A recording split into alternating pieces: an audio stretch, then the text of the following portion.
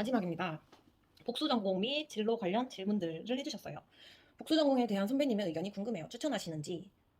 저는 심리학과 복수전공을 하다가 포기를 했는데요. 왜 포기했냐면은 심리학 너무 재밌었는데 임용 공부도 해야 되고 실습도 해야 되고 투자해야 되는 시간이 좀 많더라고요. 들어야 하는 학점도 많고 그래서 시간이 좀 아깝다는 생각이 들어서 안 했는데 저는 뭐 별로 막 엄청 큰 미련은 없습니다. 제가 포기한 전공에 대해서 그냥 되게 재밌었어요. 심리학이 오히려 교육 활동이나 이런 데 도움이 됐고요.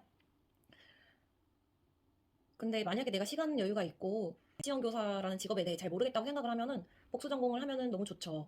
그리고 복수 전공을 사실 안 해도 다양한 직업에서 일할 수 있어요. 지금도 제 친구들 유치원 교사 하다가 은행원이 된 친구도 있고 우리 학교 우리 과고요. 공기업에 간 친구도 있고 학원 강사를 하고 있는 친구도 있고요.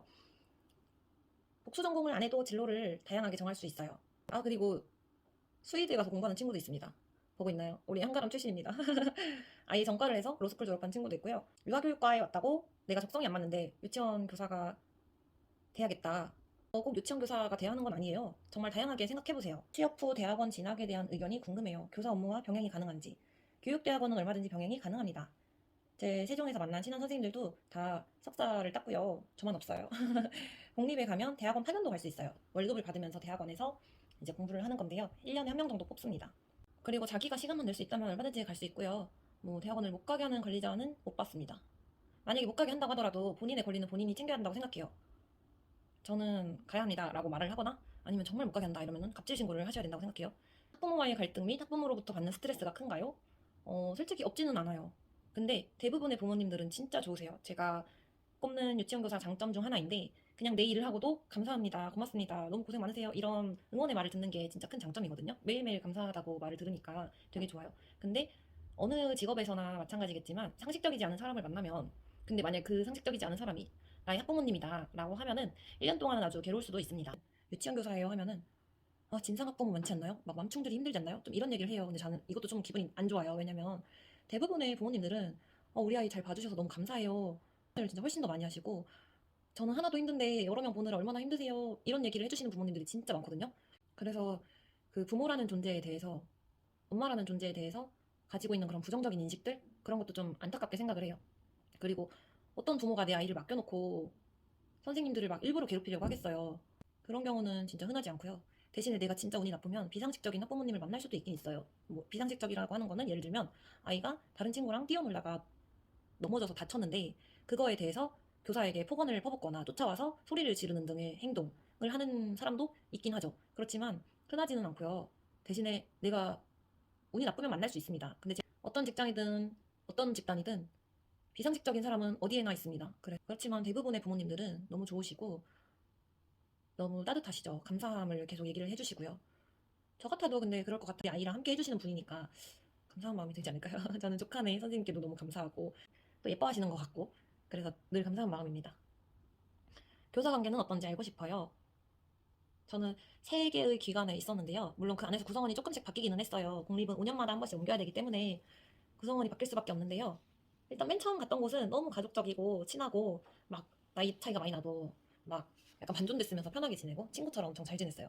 그리고 두 번째 기관에서는 뭐 친구 같진 않았지만 엄청 끈끈하게 또 잘 지내고 밥도 많이 먹고 일상도 많이 공유하고 그랬어요. 세 번째 기관에서는 제가 이제 1년차인데 적응하고 있는데 다들 너무 좋으시고 아직 코로나라서 이렇게 막 엄청 편하고 친구 같다는 느낌은 안 들지만 그래도 점점 가까워지고 있다, 기분이 좋다 이런 생각을 해요. 그 제가 신설 발령 받았던 선생님들이랑은 지금도 엄청 친구처럼 가족처럼 잘 지내는데요. 그때는 초임이기도 하고 우리가 다 처음으로 만나는 사람들이어서 엄청 끈끈함이 또 달랐어요.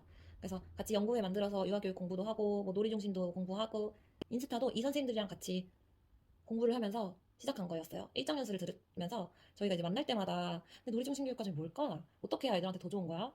무슨 수업을 해야 돼? 막 이런 식으로 얘기를 하는 거예요. 커피를 마시다가 밥을 먹다가 그래서 우리 너무 공부만 한다. 이럴 거면은 연구회를 열어가지고 아예 제대로 공부를 하자. 이렇게 얘기를 해서 연구회를 하다가 그 내년도에 연구회 사업이 있어서 신청을 해서 교육청에서 지원 받아가지고 연구회 활동하고 선생님들 휴직하시기 전까지 육아휴직하시기 전까지 1년 동안 엄청 빡세게 공부를 했었습니다. 되게 재밌었어요. 너무 재밌었어요. 어떤 어디에 막 보여줘야 되고 막 시범 작업이고 결과를 제출해야 되고 이게 아니라 진짜 선생님들 친한 선생님들이랑 우리 애들은 이렇게 놀아 뭐 더 해주면 좋을까 그런 얘기하고 뭐 저 선생님 하는 거 되게 좋아 보이고 되게 재밌어 보이고 되게 교육적이어 보여 저도 할래요 그거 자료 좀 주세요 해가지고 공유하기도 하고 저 이런 고민이 있는데 어떻게 해야 될지 모르겠어요. 그러면 뭐 이건 어때? 저건 어때? 이렇게 같이 이야기 나누고 그런 과정이 실제로 도움이 많이 됐어요. 공립교사를 하다가 그만두신 선배님이 계신지 어떤 길을 가셨는지 궁금해요. 사실 제 이전에 선배님들은 그때 막 공립유치원 교사를 서울에서 0명, 1명, 3명 이렇게 뽑을 때여서 공립을 많이 준비를 안 하셨고요. 저 때도 우리 과에서 35명 중에 5명 정도만 공립유치원 준비를 했었어요. 사립하다가 그만둔 친구들은 그래도 꽤 많이 봤던 것 같아요. 다른 회사에 취직하거나 뭐 그냥 자기를 하거나 사립유치원에서 일하다 공립유치원으로 간 경우가 있는지 알고 싶어요. 많은 것 같아요. 제가 합격한 이후에 공립유치원에서 티오가 엄청 많이 늘었었는데 그때 들리는 소식으로 뭐 누구 선배, 누구 동기들이 합격했다고 얘기를 많이 들었어요. 그리고 아무래도 사립보다는 공립이 훨씬 자유롭습니다. 왜냐면 사립은 그 사립 나름의 철학과 가치관이 있고 교육 철학이 있고 거기에 맞춰서 내가 조금 바뀌어야 되는 부분이 많아요. 사실 사립을 근무해보지 않아가지고 정확히는 모르지만 듣는 바로는 그래요. 근데 공립은 모여서 같이 이야기 나누고 그런 철학이나 비전에 대해서 우리가 세우니까 훨씬 내 의견이 많이 들어가고요.